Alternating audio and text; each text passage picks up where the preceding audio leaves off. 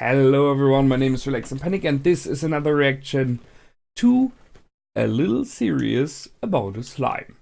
That one time I got reincarnated as a slime. It's episode 2 and you know what to do. As always, if you want to see my reaction itself, just go down into my descriptions, follow the links, replace the circumflex.parts with real dots and enjoy the reaction. Once you've done, feel free to come back here and hear my thoughts about this episode. So, see you soon. For those that came back, welcome back. Another great episode. I really love this show so far. It's just so rich in flavor. Clever ideas. Really clever ideas. So let's go through one by one, right? We started off again with the Storm Dragon and Vendora. Seems we have a family now. So they gave each other a name. So Vendora is Vendora Tempest now. And our little slime is now called Remura Tempest. So they have the same family name.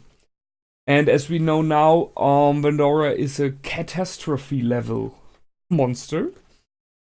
And as it seems, Remura is emitting quite a strong aura as well. So not much of a surprise, but he really is strong from what we've seen so far by now. Main problem here is the unlimited imprisonment, but it makes sense. I mean, if it was able to hold something like Vendora in for 300 years, that is not an easy cake. So the idea of absorbing the whole thing into his stomach and then just carrying it around, that's, I mean, wow.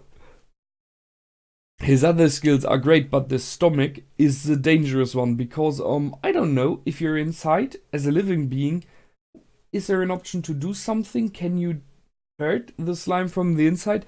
If not, if there's whatever kind of a monster or enemy he's having problems with, he just can eat it and just store it away in the stomach and the problem is gone. I guess it's not so easy if the other one is trying to fight against you, but just having this option, or like, you know, like finding a giant treasure. He just can swallow it and take it with him. He finds a castle he likes, he swallows it and takes it with him. So that's a big one. He could eat this whole forest.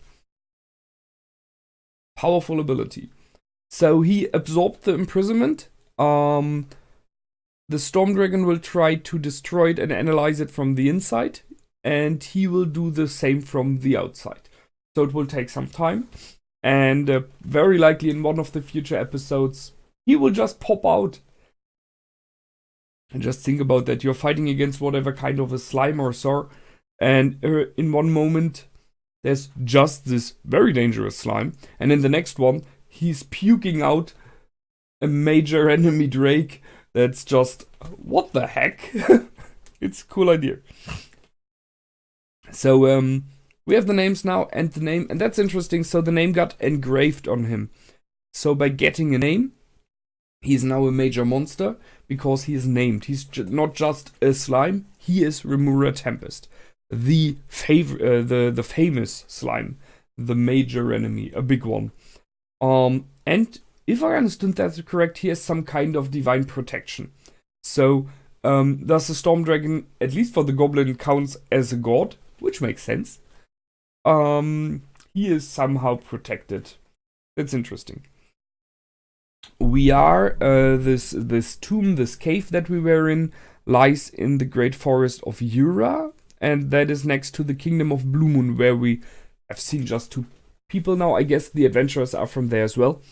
So we finally learn a little bit more about the world outside. It reminds me a little bit, just by the setup, of Overlord, where we had these kingdoms and you pop up in a forest, then you have a goblin tribe. That's all very similar, but then we are in a fantasy world, so why not? But before we got out there, we destroyed and ate a lot of monsters, and that was interesting. Just see it from the adventurer's perspective. They go in this cave now, searching for whatever is inside, including this Drake, possibly. This dragon, sorry. And you just find an empty cave. There's nothing inside. I mean, there is no gems, no minerals, no flowers at all, no enemy. and no dragon. It's just a huge empty cave. That's very unlikely, because someone else eat all of that away already. You would be like, that's weird. What's going on?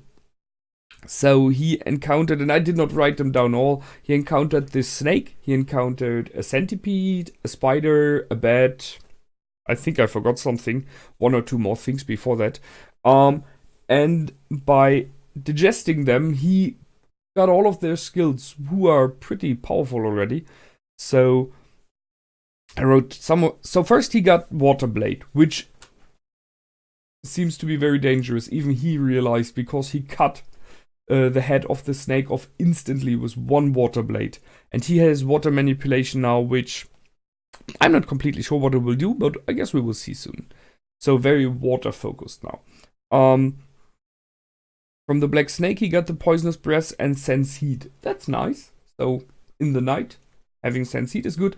And Poisonous Breath seems to be a little bit, well, you cannot swallow it afterwards, I guess, because it just dissolved. Did not look nice. He did not eat that monster, just saying. Paralyzes Breath. That's a cool one. So in case you don't want to kill. I mean, he could use that on the direwolves now. Just a Paralyzed Breath.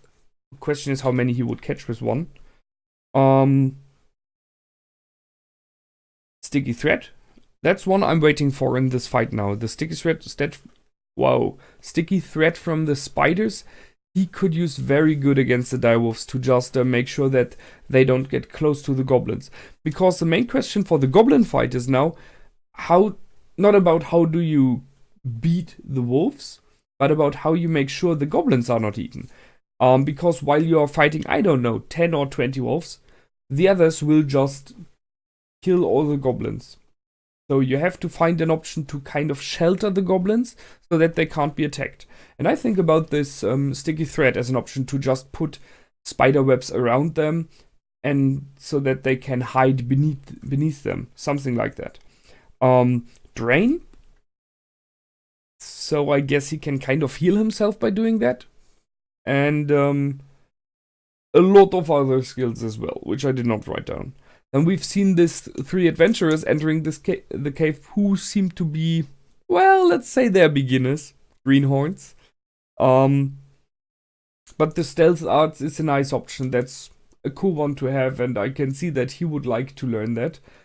Although he went for, so you can spy at everyone if you want to. What a creep. I have to get in contact later. Okay, I can see that. And by the design, as strange as it sounds, by the design of the girl and the fact that she realized him, I feel like they will meet again. I'm pretty sure.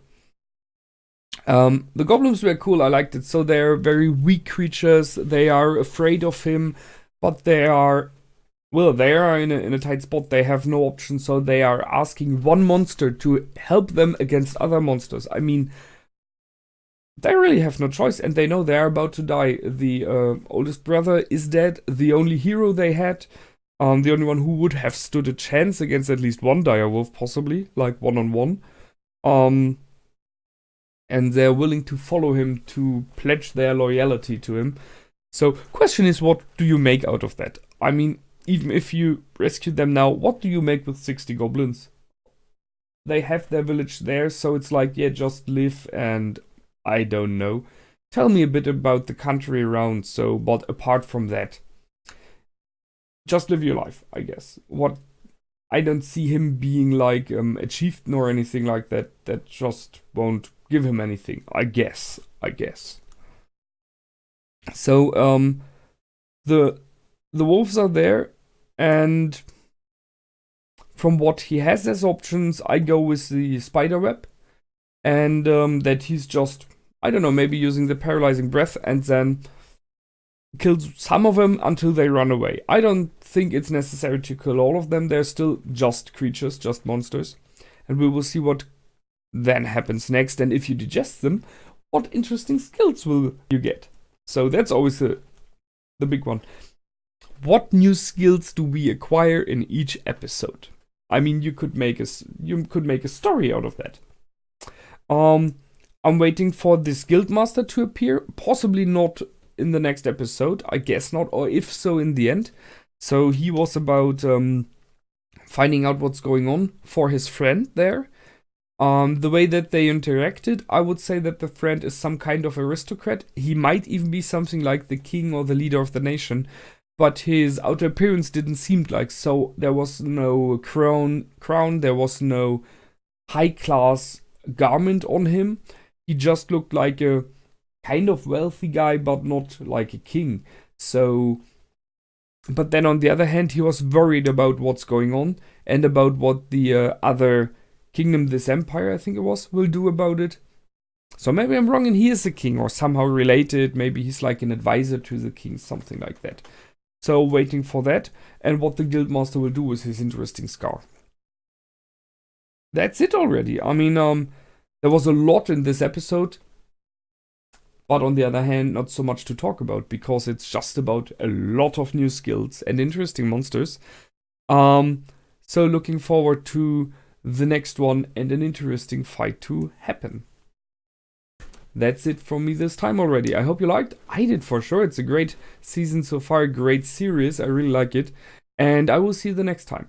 Until then, my name's Relax and Panic. Goodbye and out.